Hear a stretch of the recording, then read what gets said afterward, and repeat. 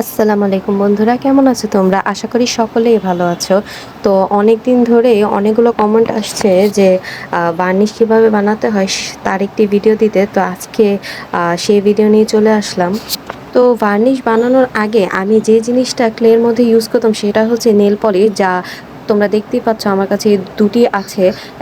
এর আগেরটি আমি ক্লের জন্য ইউজ করে শেষ হয়ে গেছে, আমি নখে ইউজ করি না।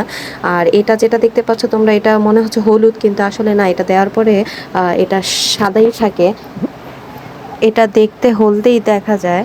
এটা হচ্ছে সবচেয়ে ইজি মেথড যে নেল পালিশ ইউজ করে ক্লেগুলোকে শেষ বার্নিশ করা যায়। আর কিন্তু তোমরা যদি চাও যে কোনো রঙের দোকানে তোমরা বার্নিশ কিনে আনতে পারো। আমি এখনও সেখান থেকে নিয়ে নিই, তাই আমার প্রাইসও জানা নেই। তো আমি এখন কিভাবে এর পরবর্তীতে আমি নিজে নিজে তৈরি করি সেটার ভিডিও তোমাদের সাথে শেয়ার করব। তো সব সময় তো এত দাম দিয়ে নেল পলিশ কিনলে হবে না। আর আমি যে সহজ মাধ্যমটা খুঁজে পেয়েছি সেটা তোমাদের সাথে শেয়ার করব, যে আমি কিভাবে এই বার্নিশ তৈরি করে থাকি।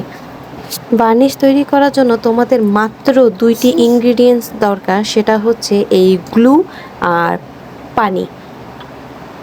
তোমরা এখানে যতটুকু গ্লু নিবে তার থেকে একটু বেশি পানি ইউজ করবে, তা নাহলে এটা বেশি আঠালো হয়ে যাবে। যেমন তোমরা যদি 1 চামচ গ্লু নাও তাহলে 2 বা 3 চামচ পানি ইউজ করবে, আর এটাকে ভালোভাবে মিশিয়ে নেবে।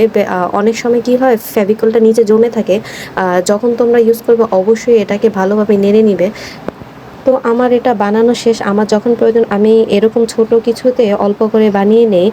বেশি করে বানালে সেটা বেশি দিন থাকে না, আর নষ্ট হয়ে যায়। তো আমি তোমাদের এখন প্রমাণ করে দেখাবো যে এটা হচ্ছে ভার্নিশ ছাড়া ক্লেটা, যেটা কিছুদিন ভালো থাকবে, এরপর ফেটে ফেটে আসবে বা ফাঙ্গাস পড়ে যাবে। আর এটা হচ্ছে বার্নিশ দেওয়া ক্লে, যেটার মধ্যে আমি বার্নিশ ইউজ করেছি। এটা সহজে নষ্ট হবে না, তোমরা যতদিন এটা ধোয়া ছোঁয়ার বাহিরে থাকবে ততদিন এটা ভালো থাকবে। তো আশা করি তোমাদের চাওয়া আমি পূরণ করতে পেরেছি। তো এরপর তোমরা কোন ধরনের ভিডিও চাও সেটা আমাকে কমেন্ট করে জানাবে। ধন্যবাদ।